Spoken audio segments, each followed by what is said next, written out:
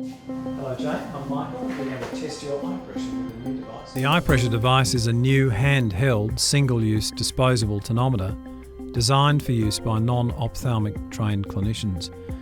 Knowing a patient's intraocular pressure indicates how serious the problem is and how urgently they need specialist review. The eyePressure device has been designed to show zones of intraocular pressure as opposed to exact pressures. Intraocular pressure is estimated by measuring the resistance to indenting the front surface of the eye. The higher the intraocular pressure, the more resistance there is to indentation. Let's begin the procedure. First, clean your hands, and then explain to the patient what you're going to do. Ask the patient if they're wearing contact lenses, and if they are, remove them.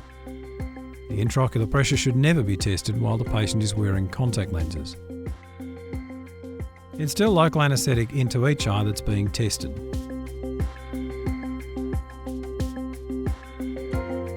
Have the patient seated comfortably and ask them to look straight ahead. Have yourself seated on the side of the patient, preferably with your dominant hand closest to the patient.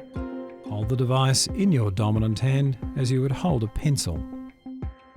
Hold the eyelid up with the other hand, being careful just to lift the lid and not to press on the eye. Usually this is done with the thumb catching the upper lid skin and lifting it towards the brow. Ensure that the device is level with and directly in front of the patient's eye and is not coming in from an angle. Consider a line coming out of the centre of the pupil and advance the tonometer along this line until it touches the cornea. Gently advance the device towards the eye surface, reminding the patient to keep their eye open and to continue focusing on the target with the other eye. The tonometer needs to make contact with the surface of the eye via the central plunger. In order for it to accurately read the pressure, it will need to be pushed directly back until the surrounding footplate is fully in contact. Contact of the footplate with the tear film changes the colour. Press gently on the surface until tears wet around the whole surface of the footplate. Fluorescein dye can be used to help you define where the tear film is and hence help ensure the tear film has fully encircled the footplate and thus there is adequate contact with the surface of the eye. If you press too hard, the reading will be too high, and if the contact is too light, the device will underread the pressure. To get a more accurate reading, repeat the process 3 times, checking the reading on the gauge at each contact. It reduces the variations that are part of your technique. After the procedure, remind the patient not to rub their eyes until the anaesthetic drops wear off. This usually takes about 15 minutes. Dispose of the device in the contaminated waste unit and wash your hands.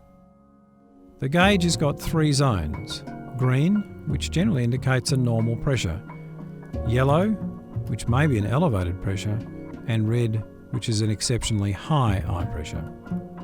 Any reading above green is suspicious. If the device does not make contact with the eye completely and centrally, there is a risk it will underread. If the reading is on the scale in yellow or red, then be sure to check the device has been placed in advance correctly. The needle in the red can make the problem urgent or even an emergency. Use the device where elevated intraocular pressure is known or suspected, or where the eye is painful, or where the vision has declined quickly, or when requested to do so by an ophthalmic specialist. Avoid using the device where there is an allergy to local anaesthetics or fluorescein dye, or where there is suspected perforation of the eye, or in children, uncooperative patients, or those who are phobic of ocular examination.